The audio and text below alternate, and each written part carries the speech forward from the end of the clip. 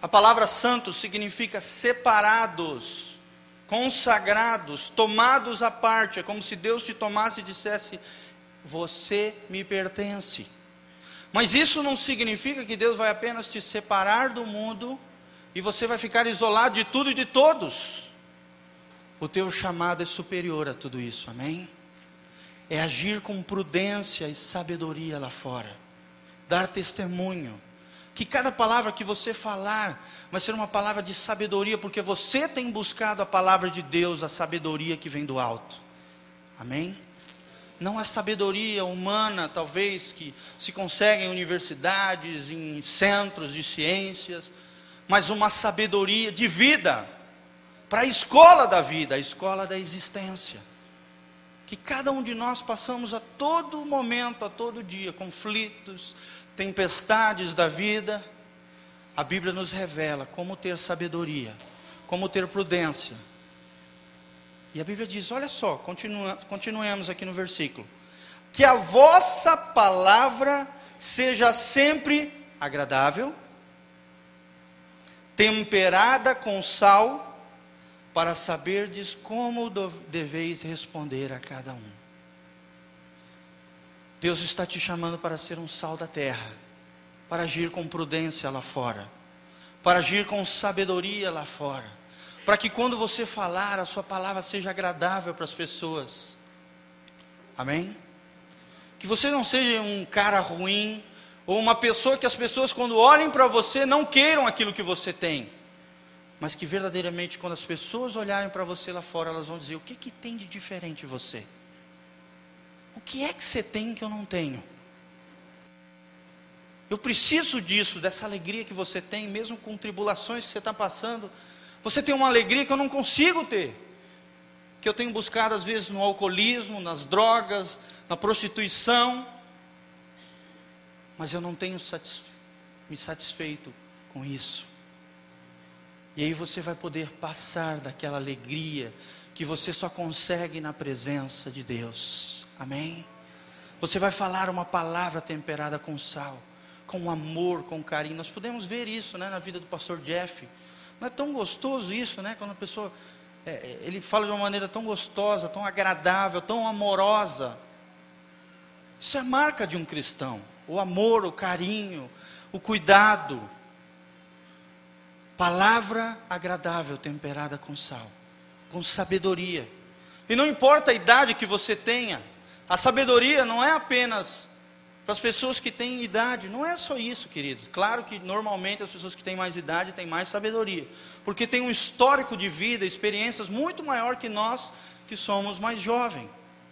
E por isso na Bíblia, a Bíblia diz que os cabelos brancos simbolizam a sabedoria, amém? E por isso você, jovem, tem que honrar e respeitar os mais velhos, aqueles que Deus coloca sobre a tua vida. A Bíblia diz que em Israel antiga, quando os anciões entravam na cidade, os jovens que estavam sentados, eles se levantavam e reverenciavam aqueles que tinham mais idade, aqueles que tinham cabelo branco. E nós vivemos uma sociedade que despreza, né, as pessoas mais velhas. Os filhos não honram os pais, não querem escutar aquilo que eles falam, acha que sempre ele tem a razão. Cuidado. Cuidado com você lá fora.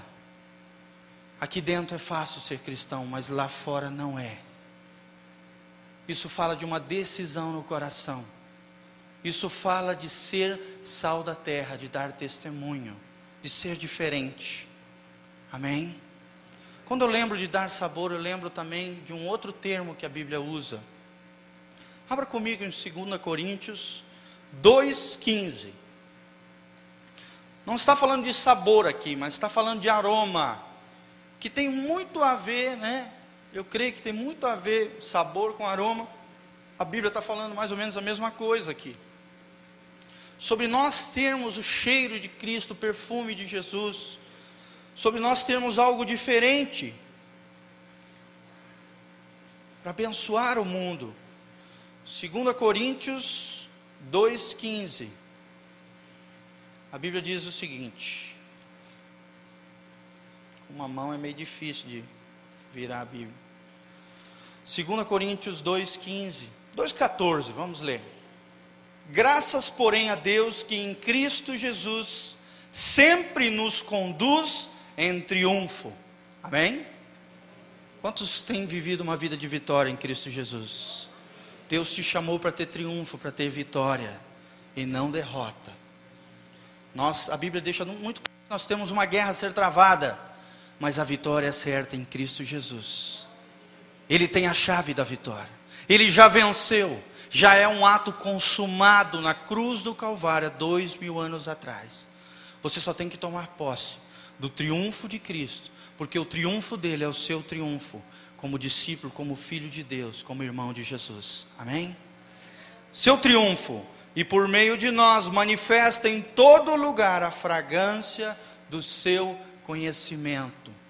As pessoas que conhecem a Jesus têm a fragrância dele. Amém? As pessoas que conhecem Jesus passam tempo com ele, e por isso tem o cheiro dele, o aroma dele, o perfume dele. Olha o que fala no versículo seguinte: porque nós somos para com Deus o bom perfume de Cristo, tanto nós os que são salvos, como nos que se perdem. Para com esses cheiros de morte, para a morte, e para aqueles aroma de vida para a vida. Quem, porém, é suficiente para estas coisas? O que a Bíblia está nos chamando? O que Deus está pedindo de você? O que Deus quer compartilhar com você? O seu perfume, o seu sabor, o seu aroma. Amém? E a minha pergunta para você: será que as pessoas têm percebido o aroma de Jesus na sua vida? Será que as pessoas têm percebido o sabor de Deus em você? Ou você tem sido uma pessoa insípida, sem sabor, sem graça, sempre cabisbaixo, sempre triste, sempre decaído? O teu chamado é muito maior que tudo isso, meu irmão. Amém? O teu chamado é vitória, o teu chamado é alegria no Senhor. Ganha na sua presença. O teu chamado é andar na rua e que o perfume de Cristo exale aqueles que estão mortos lá fora. Amém? As pessoas vão sentir algo diferente em você e vão te perguntar: o que é que você tem que eu não tenho? O que é que você tem que eu não tenho? Deus está te chamando a dar sabor a um mundo de desgosto e sem sabor. Amém? Você crê nisso? Quantos saleirinhos de Jesus nós temos aqui? Deus me mostrou essa figura de manhã cedo. Um saleirinho de Jesus, um sal da terra e luz do mundo. A outra função do sal é de preservar e conservar. Eu morei no norte do Brasil, por exemplo, lá nas vilas dos ribeirinhos que moram ao redor das ilhas, no meio dos rios que parecem oceanos. Para eles preservar a comida, sabe o que eles fazem? No camarão, no peixe, na carne, eles colocam sal e deixam no sol, né? O nordestino tem isso, a carne é o charque, a carne de sol, e a caça, muitas vezes, para o índio. O índio faz isso para conservar. Lá não tem negócio de geladeira, lá não tem negócio de energia elétrica. Lá, o que tempera, o que conserva, o que mantém os alimentos, principalmente os que são de carne, de animais, de seres vivos, assim, de carne, que se come, de peixe, de camarão, de tudo. Você precisa colocar o sal para que se conserve o alimento. O que Deus quer nos ensinar com isso? Com conservação, com preservação. É que nós vemos durante toda a Bíblia, durante toda a palavra, que Jesus sempre conservou o projeto dele sobre a terra. E como ele conservou? Através dos justos, através dos santos, através daqueles que foram sal da terra. Aquelas pessoas que se colocaram à disposição de Deus, mesmo quando Deus mesmo pensou e se arrependeu de fazer o homem, como diz em Gênesis 6. A Bíblia diz que Deus olhou logo após, em Gênesis 8, e procurou um homem, e encontrou Noé. Ele olhou toda a humanidade, aquele caos de pecado, de Babel, de tudo, procurou um homem e encontrou Noé. Logo após, caíram em prevaricação de novo. De repente Deus procura outro homem e encontra Abraão, encontra Isaac, encontra Jacó, encontra Davi, encontra Elias, encontra Eliseu, encontra Ruth, encontra Esther, encontra Daniel, encontra Jonas, encontra todos os profetas e homens e mulheres de Deus, que fazem a linha do justo, que vem desde Adão até Jesus. Através dos seus santos, através dos justos, através daqueles que entregaram a sua vida para Jesus, e que se rendem a Ele, a Bíblia diz que Deus preserva, Deus conserva o projeto dele sobre a terra. Quantos querem fazer parte do projeto de Deus sobre essa terra? Amém? Você não é mais um na multidão, você faz parte do projeto de Deus sobre essa terra.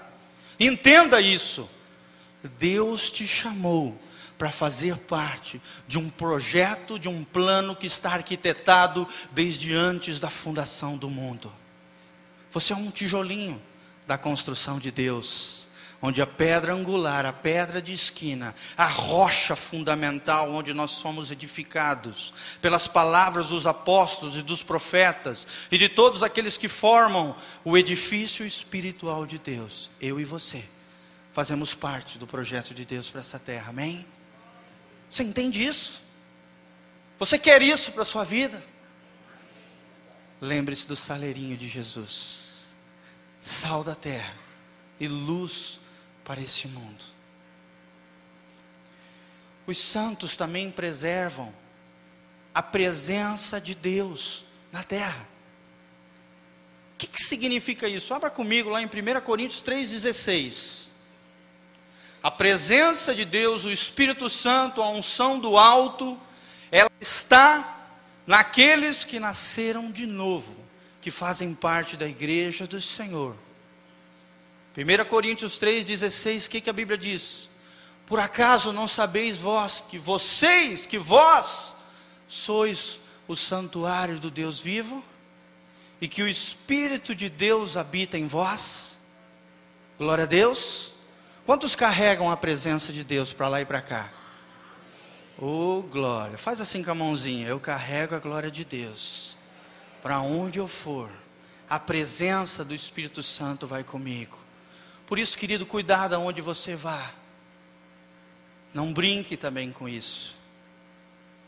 Você carrega o Espírito Santo dentro de você. Se você nasceu de novo, a pessoa do Espírito Santo está dentro de você. Aquela glória que havia no Shekinah, no Santo dos Santos, onde apenas uma vez por ano um sacerdote poderia entrar com uma coroa escrita Santidade ao Senhor, e o sangue de animais que eram imolados, depois de uma série de rituais de purificação. O Espírito Santo está dentro de você. Entenda isso. Isso tem que gerar temor no nosso coração. Um dia eu quero ministrar só sobre isso. Foi muito forte uma palavra que eu ouvi sobre esse assunto. O Espírito Santo de Deus, o crente preserva, o crente conserva a presença de Deus dentro dele. Se você é um sal da terra, a presença de Deus, a glória de Deus, a pessoa do Espírito tem que estar em você, amém? Uma vez eu contei esse testemunho de manhã.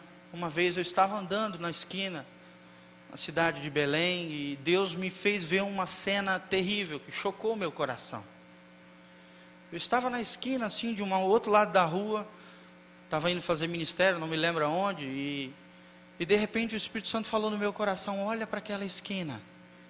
E eu olhei para aquela esquina, de repente vi uma Fiat Premio estacionar bem na esquina, e naquela esquina tinha uma mulher. E naquele Fiat Premio tinha 2 homens dentro.